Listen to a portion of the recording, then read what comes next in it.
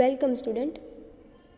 અગાઉના વિડીયો લેક્ચરમાં આપણે ફાઇનાન્સ અકાઉન્ટિંગ સબ્જેક્ટમાં યુનિટ નંબર 2 મૂડી માળખાનો અભ્યાસ છે કરી રહ્યા હતા, જેમાં આપણે અગાઉના વિડીયો લેક્ચરમાં ઉદાહરણ નંબર 4 પૂજા લિમિટેડ અને પરમ લિમિટેડવાળો દાખલો છે એ જોયો હતો, જેમાં બંને અભિગમ પ્રમાણે દાખલો છે આપણે જોયો હતો કે ચોખ્ખી આવક અભિગમ પ્રમાણે કેવી રીતે દાખલો છે અને ચોખ્ખી કાર્યકારી આવક પ્રમાણે કેવી રીતે દાખલો છે. આજના લેક્ચરમાં આપણે આની જ જેવો બીજો દાખલો છે એ જોવાનો છે. ઉદાહરણ નંબર 6 અનુ લિમિટેડ અને બનુ લિમિટેડવાળો. ઉદાહરણ નંબર 5 તમારી સ્ક્રીન ઉપર તમે રકમ છે જોઈ શકો છો. અનુ લિમિટેડ અને બનુ લિમિટેડ સરખા જોખમવાળી કંપની છે. અનુ લિમિટેડ લિવરેજવાળી અને બનુ લિમિટેડ લિવરેજ વગરની કંપની છે. લિવરેજવાળી કંપની એટલે શું? કે જે કંપની ડિબેન્ચર બહાર પાડતી હોય તેવી કંપનીને લિવરેજવાળી કંપની કહેવાય, અને જે કંપની ડિબેન્ચર બહાર પાડતી ન હોય તેવી કંપનીને લિવરેજ વગરની કંપની કહેવાય.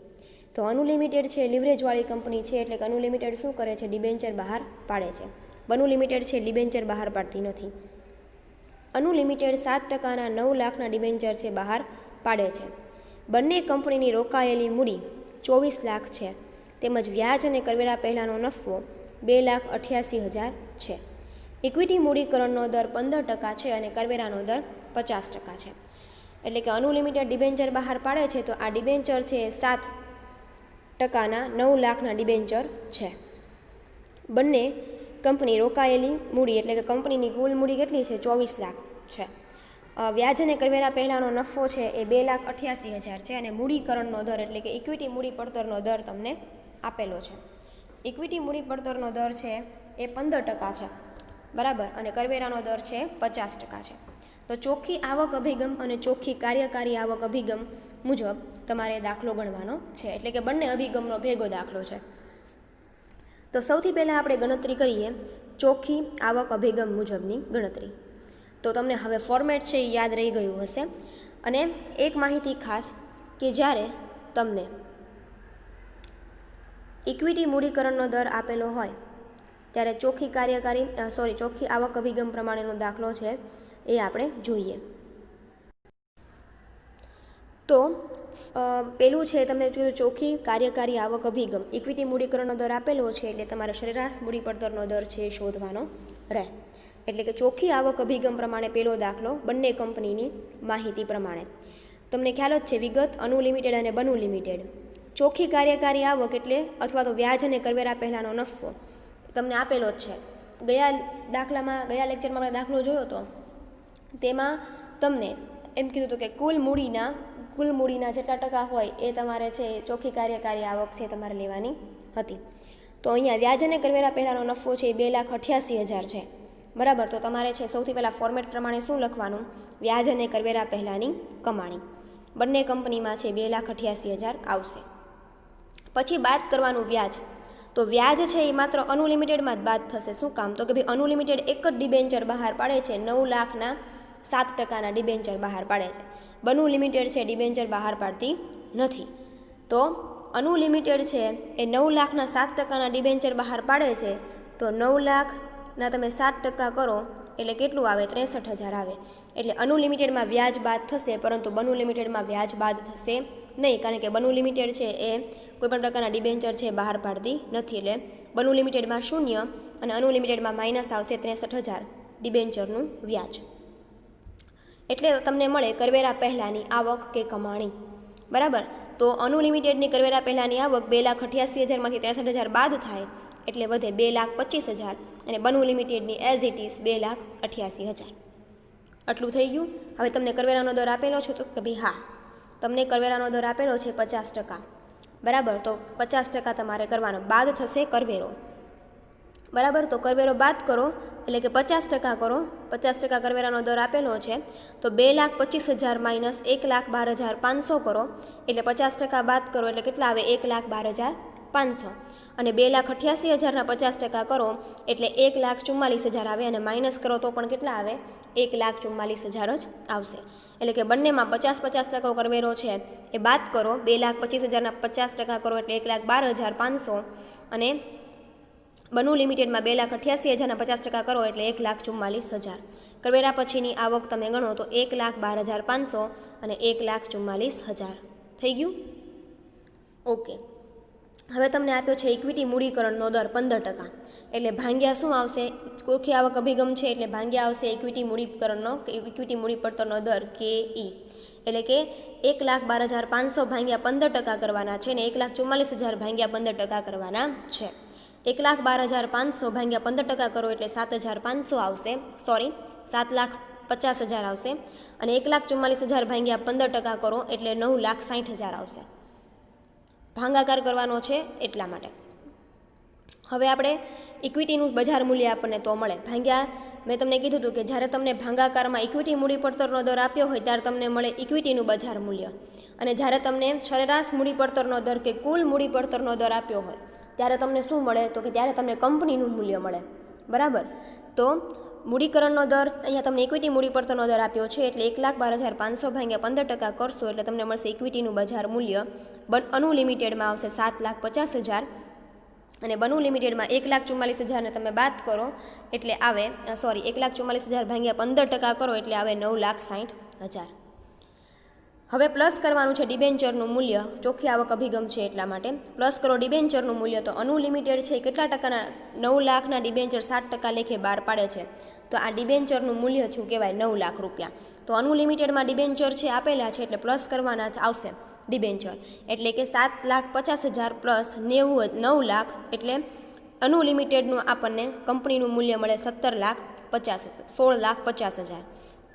બનુ લિમિટેડમાં ડિબેન્ચર છે કંપની બહાર પાડતી નથી એટલે એનામાં શું આવશે? શૂન્ય આવશે. એટલે એનું જે મૂલ્ય છે એ કેટલું હોય? 9,60,000. તો આ થયો ફોર્મેટ, ચોખ્ખી આવક અભિગમ પ્રમાણેનું ફોર્મેટ કંપનીનું મૂલ્ય. તો એના આધારે આપણને છે સરેરાશ મૂડી પડતરનો દર છે મળી જાય. બરાબર. તો સરેરાશ મૂડી પડતરનો દર બરાબર વ્યાજ અને કરવેરા પહેલાંની આવક ભાંગ્યા કંપનીનું મૂલ્ય. બંનેમાં સૂત્ર છે એક જ આવે કારણ કે ચોખ્ખી આવક અભિગમ પ્રમાણેનું છે એટલા માટે. તો વ્યાજ અને કરવેરા પહેલાંની કમાણી ભાંગ્યા કંપનીનું મૂલ્ય ગુણ્યા 100. તો અનુ લિમિટેડમાં વ્યાજ અને કરવેરા પહેલાંની કમાણી કેટલી છે? 2,88,000 ભાંગ્યા કંપનીનું મૂલ્ય 16,50,000 ગુણ્યા 100 એટલે 2,88,000 વ્યાજ અને કરવેરા પહેલાંની આવક ભાંગ્યા 16,50,000 ગુણ્યા 100 એટલે આવે 17.45%. અને બનુ લિમિટેડમાં એઝ ઇટ ઇઝ એવી જ રીતે વ્યાજ અને કરવેરા પહેલાંની આવક કેટલી છે? 2,88,000 ભાંગ્યા કંપનીનું મૂલ્ય 9,60,000 ગુણ્યા 100 એટલે કેટલું આવશે? 30% આવશે. એટલે કે 2,88,000 ભાંગ્યા 16,50,000 ગુણ્યા 100 કરો અનુ લિમિટેડમાં એટલે 17.45 આવશે. અને બનુ લિમિટેડમાં 2,88,000 ભાંગ્યા 9,60,000 કરો એટલે તમને મળશે 30%. એટલે કે ચોખ્ખી આવક અભિગમ પ્રમાણે અહીંયા છે પેલું ચોખ્ખી આવક અભિગમ પ્રમાણેનું અહીંયા પૂરું થાય છે. હવે આપણે જોઈએ ચોખ્ખી કાર્યકારી આવક અભિગમ મુજબ. ચોખ્ખી કાર્યકારી આવક અભિગમ મુજબ સૌથી પહેલાં આપણે મૂડી પડતરનો દર લિવરેજ વગરની કંપની અનુ લિમિટેડ છે તેની ગણતરી કરી લેવાની છે. તો સૌથી પહેલાં આપણે જોઈએ લિવરેજ વગરની કંપની લિવરેજ વગરની કંપની અનુ લિમિટેડ નહીં પરંતુ લિવરેજ વગરની કંપની બનુ લિમિટેડ. કારણ કે બનુ લિમિટેડ છે એ ડિબેન્ચર બહાર પાડતી નથી. અનુ લિમિટેડ છે ડિબેન્ચર બહાર પાડે છે એટલા માટે લિવરેજવાળી કંપની કહેવાય. એટલે લિવરેજ વગરની કંપનીનું મૂલ્ય એટલે કે બનુ લિમિટેડનું મૂલ્ય છે સૌથી પહેલાં આપણે શોધી લઈએ. તો ચોખ્ખી કાર્યકારી આવક અભિગમ પ્રમાણે સૌથી પહેલું મૂલ્ય આવશે લિવરેજ વગરની કંપની બનુ લિમિટેડ. સૂત્ર શું આવે? વ્યાજ અને કરવેરા પહેલાંનો નફો કે આવક ભાંગ્યા ઇક્વિટી મૂડીકરણનો દર. વ્યાજ અને કરવેરા પહેલાંની આવક કેટલી છે? 2,88,000 બનુ લિમિટેડની ભાંગ્યા ઇક્વિટી મૂડીકરણનો દર છે 15% છે. એટલે કે 2,88,000 ભાંગ્યા 15% કરો એટલે તમને મળે 19,20,000.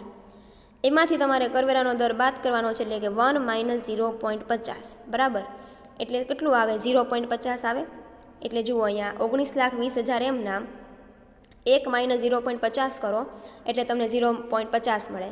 તો હવે તમારે શું કરવાનું, તો કે ભાઈ હવે તમારે 19,20,000 ગુણ્યા 50% કરો એટલે તમને મળે 9,60,000. એટલે આ થયું લીવરેજ વગરની કંપની બનુ લિમિટેડનું મૂલ્ય, કંપનીનું મૂલ્ય. બરાબર. ફરી એક વખત, વ્યાજ અને કરવેરા પહેલાંની આવક ભાગ્યા ઇક્વિટી મૂડીકરણનો દર લીવરેજ વગરની કંપની બનુ લિમિટેડ માટે ચોખ્ખી કાર્યકારી આવક અભિગમ મુજબ 2,88,000 ભાગ્યા 15% કરો એટલે તમને મળે 19,20,000. એમાંથી તમારે કરવેરાનો દર બાદ કરવાનો એટલે કે 1 - 0.50 અથવા તો 1 - t એટલે કે 0.50. એટલે આન્સર શું આવે? 0.50 આવે. તો 19,20,000 ગુણ્યા 0.50 કરો એટલે તમને મળે 9,60,000.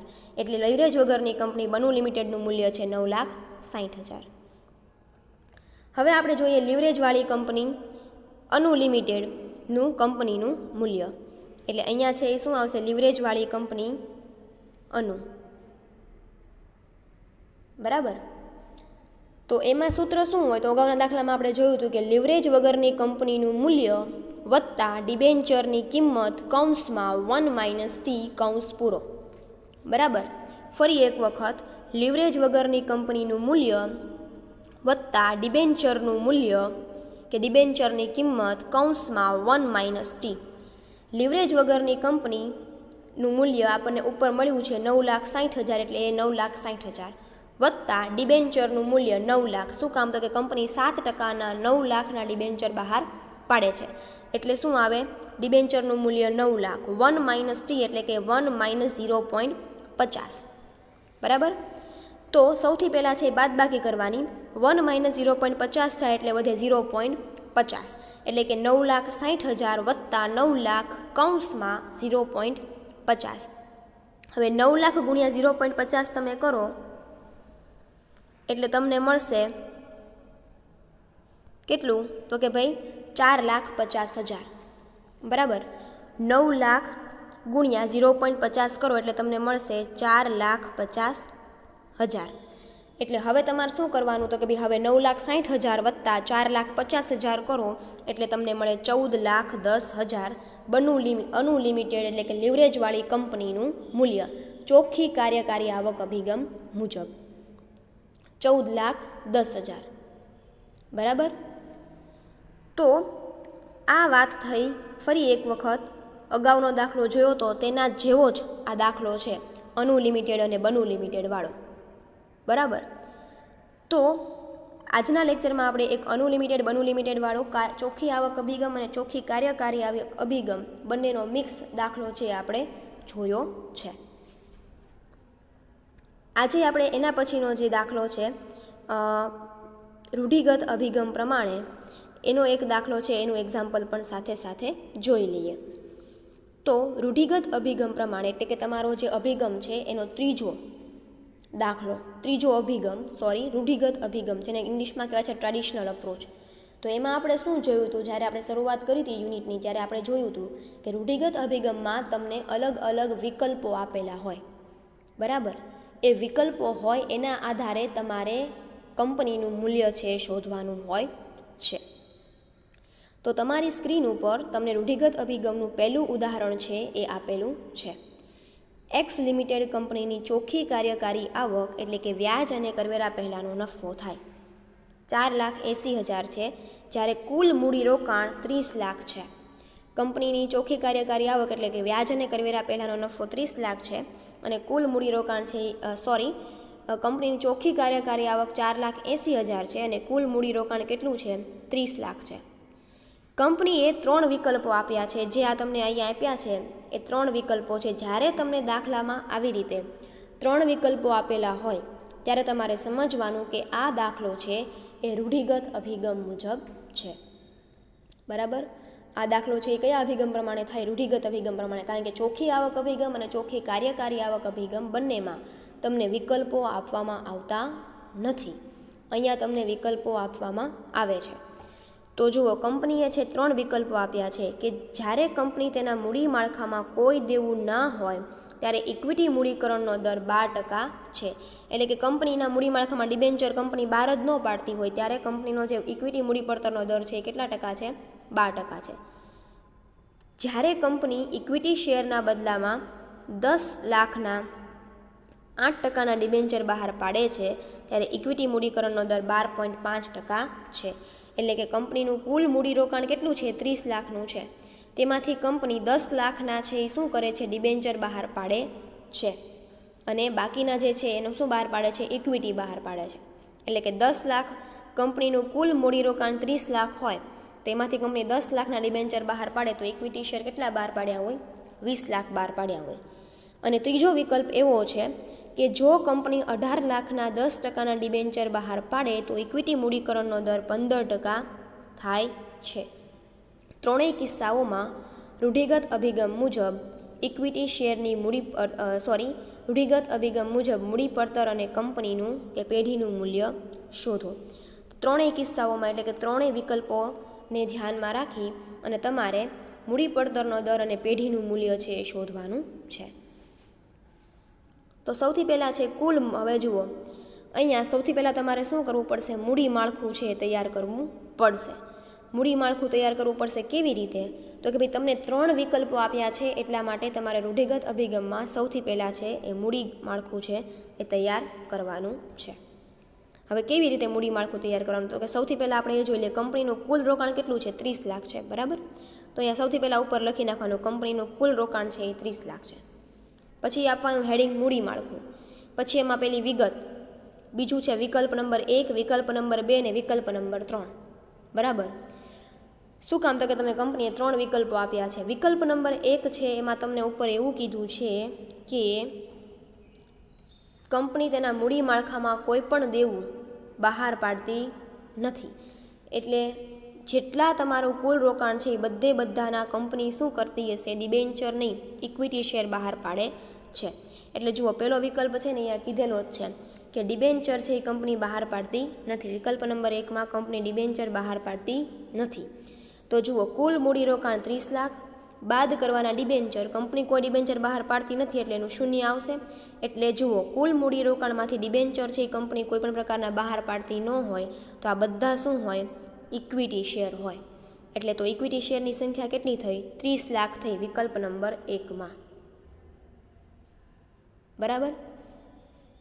એટલે કે એનો મૂડી પડતરનો દર તમને કેટલો આપ્યો છે? 12%. એટલે તમને નીચે એની સાથે લખી જ નાખવાનું, કારણ કે જ્યારે કંપની મૂડી માળખામાં ડિબેન્ચર નથી બહાર પાડતી ત્યારે એનો મૂડી પડતરનો દર, ઇક્વિટી મૂડી પડતરનો દર કેટલો છે? 12% છે. એટલે એની નીચે લખી જ નાખવાનું કે ઇક્વિટી મૂડીકરણનો દર 12%. હવે તમને બીજો વિકલ્પમાં એવું કહે છે ઉપર કે કંપની ઇક્વિટી શેરના બદલામાં 10 લાખના 8%ના ડિબેન્ચર બહાર પાડે છે ત્યારે મૂડીકરણનો દર કેટલો છે? ઇક્વિટી મૂડીકરણનો દર 12.5. એટલે જુઓ, વિકલ્પ નંબર 2માં 10 લાખના 8%ના ડિબેન્ચર કંપની બહાર પાડે છે તો કુલ મૂડીરોકાણ કેટલાનું છે? 30 લાખનું છે. એમાંથી બાદ થશે 10 લાખ. શેના? તો કે કંપની 10 લાખના ડિબેન્ચર બહાર પાડે છે. તો તમે 30 લાખમાંથી 10 લાખ બાદ કરો એટલે બાકી વધે 20 લાખ. તો કંપનીએ છે એ 20 લાખ શું થયું કહેવાય? કંપનીનું ઇક્વિટી શેરનું બજાર મૂલ્ય કે ઇક્વિટી શેર મૂડી 20 લાખ થઈ કહેવાય. ત્યારે મૂડીકરણનો દર કેટલો છે? 12.5. સિમ્પલ અને સાદું છે. 10 લાખના ડિબેન્ચર બહાર પાડે છે તો એની સામે ઇક્વિટી કેટલા થઈ જાય? 20 લાખના થઈ જાય, બરાબર? અને ત્રીજા વિકલ્પમાં તમને એવું કીધું છે કંપની 18 લાખના 10%ના ડિબેન્ચર બહાર પાડે છે. તો આ 30 લાખમાંથી 18 લાખ બાદ થાય ડિબેન્ચરના તો કેટલા વધે? 12 લાખ વધે. તો એ 12 લાખ શું થયા કહેવાય? ઇક્વિટી શેર મૂડી થઈ કહેવાય. ત્યારે મૂડીકરણનો દર કેટલો છે? 15% છે. આવી રીતે સૌથી પહેલાં મૂડી માળખું છે એ તૈયાર કરી નાખવાનું. ફરી એક વખત જોઈ લઈએ કે વિકલ્પ નંબર 1માં કંપની કોઈપણ પ્રકારના ડિબેન્ચર બહાર પાડતી નથી. એટલે કંપનીનું કુલ 30 લાખનું મૂડી રોકાણ હોય એના 30માંથી 30 લાખ કંપની ઇક્વિટી શેર બહાર પાડે છે. એનો મૂડીકરણનો દર 12% છે, ઇક્વિટી મૂડીકરણનો દર. વિકલ્પ નંબર 2માં 10 લાખના 8%ના ડિબેન્ચર બહાર પાડે છે એટલે 30 લાખમાંથી 10 લાખ જાય તો કેટલા વધે? 20 લાખ વધે. એટલે કંપનીએ છે એ કેટલા ટકાના 10 લાખના ડિબેન્ચર બહાર પાડ્યા એટલે 20 લાખ છે એ કંપનીની ઇક્વિટી મૂડી થઈ કહેવાય. એનો મૂડીકરણનો દર છે 12.5. વિકલ્પ નંબર 3માં 18 લાખના ડિબેન્ચર કંપની બહાર પાડે છે. 30 લાખમાંથી 18 લાખ જાય એટલે વધે 12 લાખ. તો ઇક્વિટી શેર કેટલા થયા? 12 લાખ થાય. એટલે એનો મૂડીકરણનો દર છે 15% છે.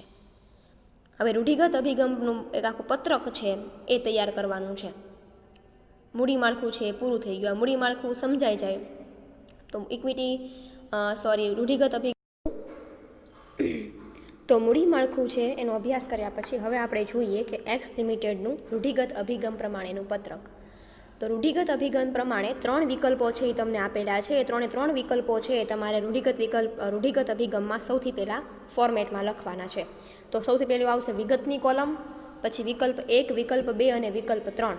બરાબર, આ ત્રણેય છે એ વિકલ્પો આવી જશે. પછી એમાં સૌથી પહેલાં આપણે જોવાનું છે ફોર્મેટ. જ્યાં સુધી મેં તમને અગાઉ પણ કીધેલું છે કે ભાઈ જ્યાં સુધી તમને ફોર્મેટ યાદ ન રહે ત્યાં સુધી બાજુમાં ફોર્મેટ રાખવું. એ ફોર્મેટ પરથી તમને છે દાખલા સરળતાથી સમજાય એમ. અને ફોર્મેટ યાદ રહી ગયું હોય તો સારામાં સારું, વેલ એન્ડ ગુડ. તો સૌથી પહેલું આવશે વ્યાજ અને કરવેરા પહેલાંનો નફો કે આવક. 4,80,000 ત્રણેયમાં સરખી જ આવશે, કારણ કે તમને ત્રણેયની કોમન જ આપેલી છે ઉપર કે વ્યાજ અને કરવેરા પહેલાંની એટલે કે ચોખ્ખી કાર્યકારી આવક 4,80,000 છે. બાદ થશે વ્યાજ, એટલે કે બાદ વ્યાજ થાય. તો વ્યાજ છે એમાં તમને પહેલા વિકલ્પમાં શું કીધું? કંપની ડિબેન્ચર બહાર પાડતી નથી, એટલે પહેલા વિકલ્પમાં છે એ વ્યાજ આવશે નહીં, શૂન્ય આવશે. શું કામ? તો કંપની છે એ પોતાના મૂડી માળખામાં કોઈ પણ પ્રકારનું ડિબેન્ચર નથી બહાર પાડતી. બીજો વિકલ્પ છે એમાં તમને એવું કીધું છે કે 10 લાખના 8% ડિબેન્ચર છે. બરાબર, 10 લાખના 8% ડિબેન્ચર છે. તો આ 10 લાખનું 8% વ્યાજ કરો તો કેટલા આવે? 80,000 આવે. બરાબર, તો બીજા વિકલ્પમાં બાદ થશે વ્યાજ 80,000 રૂપિયા. થઈ ગયું. ત્રીજા વિકલ્પમાં તમને એવું કીધું છે કે 18 લાખના 10%ના ડિબેન્ચર છે એ બહાર પાડે છે. તો 18 લાખના 10% તમે વ્યાજ કરો એટલે કે 18 લાખ ગુણ્યા 10% કરો એટલે કેટલા આવે? 1,80,000. એટલે ત્રીજા વિકલ્પમાં બાદ થશે વ્યાજ 1,80,000. એટલે કે કરવેરા પહેલાંની આવક છે એ માટે વિકલ્પ નંબર 1માં તમે વ્યાજ બાદ કરો પણ એમાં તમને કોઈ પ્રકારના ડિબેન્ચર બહાર પાડતી નથી કંપની, એટલે શૂન્ય છે. વિકલ્પ 2માં કંપની છે 10 લાખના 8%ના ડિબેન્ચર બહાર પાડે છે એટલે 80,000. અને વિકલ્પ 3માં કંપની 18 લાખના 10%ના ડિબેન્ચર બહાર પાડે છે એટલે એનું વ્યાજ આવે 1,80,000. હવે તમે કરવેરા પહેલાંની આવક જુઓ તો કરવેરા પહેલાંની આવક છે એ તમે જુઓ વિકલ્પ નંબર 1માં 4,80,000 એમના. વિકલ્પ નંબર 2માં 4,80,000માંથી 80,000 બાદ થાય એટલે કેટલા આવે? 4 લાખ આવે. પછી ત્રીજો વિકલ્પ છે 4,80,000માંથી 1,80,000 વ્યાજના બાદ થાય એટલે કેટલા આવે? 3 લાખ આવે. કરવેરા પહેલાંની આવક આવી ગઈ બધામાં? ઓકે, હવે તમારે જોવાનું બાદ થશે કરવેરો. બરાબર, બાદ થશે હવે કરવેરો. તો કરવેરો બાદ થાય તો કરવેરો છે એ તમને આપેલો છે કે નહીં દાખલાની રકમમાં, એ જોઈ લેવાનું. તો જુઓ 50% છે કરવેરાનો દર બાદ કરવાનો. તમને કરવેરાનો દર દાખલામાં ક્યાંય આપેલો જ નથી, એટલે કરવેરાનો દર આવશે નહીં. એટલે ત્રણેયમાં શું આવશે? શૂન્ય થઈ જશે ત્રણેયમાં. એટલે જે તમારી કરવેરા પહેલાંની આવક હતી એ જ તમારી કરવેરા પછીની આવક થાય. એટલે પહેલા વિકલ્પમાં 4,80,000 એમના, બીજા વિકલ્પમાં 4 લાખ, અહીંયા 80,000 થઈ ગયા છે ભૂલથી, 4 લાખ, ત્રીજા વિકલ્પમાં 3 લાખ. બરાબર, ઓકે. હવે પહેલા વિકલ્પમાં ફરી એક વખત કહી દો, કરવેરા બાદની આવક પહેલા વિકલ્પમાં 4,80,000, બીજા વિકલ્પમાં 4 લાખ અને ત્રીજા વિકલ્પમાં 3 લાખ. બાદ ભાંગ્યા ઇક્વિટી મૂડીકરણનો દર. ભાંગ્યા ઇક્વિટી મૂડીકરણનો દર જુઓ તમને ત્રણેય વિકલ્પમાં ઇક્વિટી મૂડીકરણનો દર છે આપેલો છે. ત્રણેય વિકલ્પોમાં આપેલો છે. ત્રણેય વિકલ્પોમાં અલગ અલગ ઇક્વિટી મૂડીકરણનો દર આપેલો છે. વિકલ્પ 1માં 12% છે. વિકલ્પ 2માં ઇક્વિટી મૂડીકરણનો દર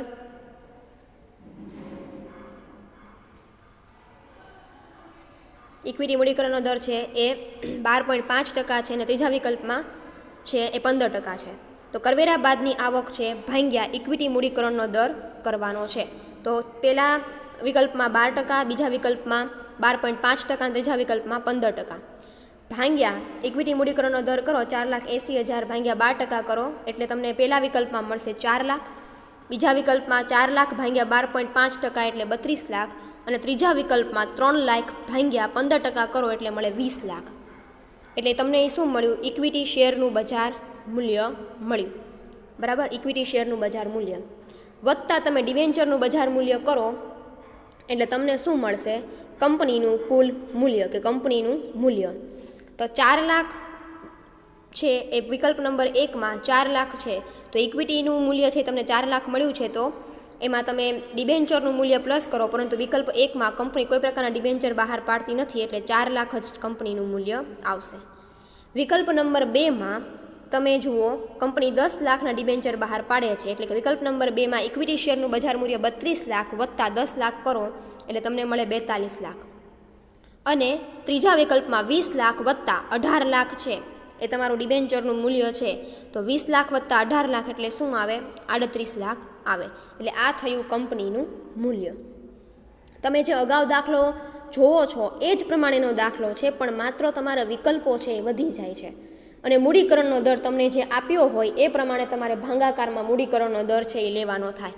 અહીંયા તમને ઇક્વિટી મૂડીકરણનો દર છે એ બધા વિકલ્પોમાં આપેલો છે, એટલે તમે કરવેરા બાદની આવક ભાગ્યા ઇક્વિટી મૂડીકરણનો દર છે એ કરો છો. એટલે ઇક્વિટી મૂડીકરણનો દર કરો એટલે તમને મળે ઇક્વિટી શેરનું બજાર મૂલ્ય, અને ડિબેન્ચર પ્લસ કરો એટલે તમને મળે કંપનીનું મૂલ્ય. કદાચ તમને કુલ મૂડીકરણનો દર આપેલો હોય તો ભાગ્યા તમે કુલ મૂડીકરણનો અહીંયા તમે ભાગ્યા કુલ મૂડીકરણનો દર કરો તો તમારે શું મળે? કંપનીનું મૂલ્ય મળે, ને એમાંથી તમે ડિબેન્ચરનું મૂલ્ય બાદ કરો તો તમને શું મળે? ઇક્વિટીનું બજાર મૂલ્ય મળે. મૂડીકરણનો દર કયો આપ્યો છે એને તમારે ખાસ ધ્યાનમાં લેવાનું. તો હવે આપણે જોઈએ કે સરેરાશ પડતર છે એ કેવી રીતે મળે. તો કે ભાઈ ઇક્વિટી મૂડીકરણનો દર આપ્યો હોય તો તમારે સરેરાશ મૂડી પડતર છે એ શોધવાની થાય. તો સરેરાશ મૂડી પડતરનું સૂત્ર થાય વ્યાજ અને કરવેરા પહેલાંની કમાણી ભાગ્યા કંપનીનું મૂલ્ય ગુણ્યા 100. વ્યાજ અને કરવેરા પહેલાંની કમાણી ભાગ્યા કંપનીનું મૂલ્ય ગુણ્યા 100. વ્યાજ અને કરવેરા પહેલાંની કમાણી બધા જ વિકલ્પોમાં 4,80,000 છે, ભાગ્યા કંપનીનું મૂલ્ય કે એટલે કંપનીનું મૂલ્ય વિકલ્પ નંબર 1માં કંપનીનું મૂલ્ય તમને છેલ્લે કેટલું મળ્યું? તો કે ભાઈ 40 લાખ. બરાબર. તો પહેલા વિકલ્પમાં 40 લાખ કંપનીનું મૂલ્ય આવશે, બીજા વિકલ્પના 42 લાખ આવશે, ત્રીજા વિકલ્પમાં આવશે 38 લાખ. એટલે જુઓ 4,80,000 ભાગ્યા 4 લાખ ગુણ્યા 100 કરો એટલે 12% સરેરાશ મૂડી પડતરનો દર. 4,80,000 ભાગ્યા 42 લાખ ગુણ્યા 100 કરો એટલે 11.45 વિકલ્પ નંબર 2નો મૂડીકરણનો દર. વિકલ્પ નંબર 3માં 4,80,000 ભાગ્યા 38 લાખ ગુણ્યા 100 કરો એટલે 12.63%. એ તમારો થયો સરેરાશ મૂડી પડતરનો દર. તો આ વાત થઈ તમારા રૂઢિગત અભિગમ પ્રમાણેનું. અને પછી તમને એવું કીધું છે કે રૂઢિગત અભિગમ મુજબ મૂડી પડતર અને પેઢીનું મૂલ્ય શોધો. તો પેઢીનું મૂલ્ય છે એ તમને મળી જ ગયું છે. શું? તો કે ભાઈ અહીંયા જુઓ તમે કોષ્ટકમાં છેલ્લે તમને જે મળે એ કંપનીનું મૂલ્ય કે પેઢીનું મૂલ્ય જ થાય. એટલે એ તમારું શું છે? પેઢીનું મૂલ્ય. પહેલું તમને એમ કીધું મૂડી પડતરનો દર, તો સરેરાશ મૂડી પડતરનો દર ત્રણેય વિકલ્પોમાં તમે શોધ્યો છે, અહીંયા આપણે ગણતરી કરી એ મુજબ. અને પેઢીનું મૂલ્ય કે એટલે પેઢીનું મૂલ્ય છે એ તમારે 40 લાખ 42 લાખ ને 38 લાખ તમને જે કોષ્ટક પૂરું કરો છો ત્યાં તમને મળે છે એ તમારું પેઢીનું મૂલ્ય થાય. તો આ થયો રૂઢિગત અભિગમ પ્રમાણેનો દાખલો. નેક્સ્ટ લેક્ચરમાં હજી આપણે આવી રીતે એક રૂઢિગત અભિગમનો દાખલો છે જોશું. Thank you.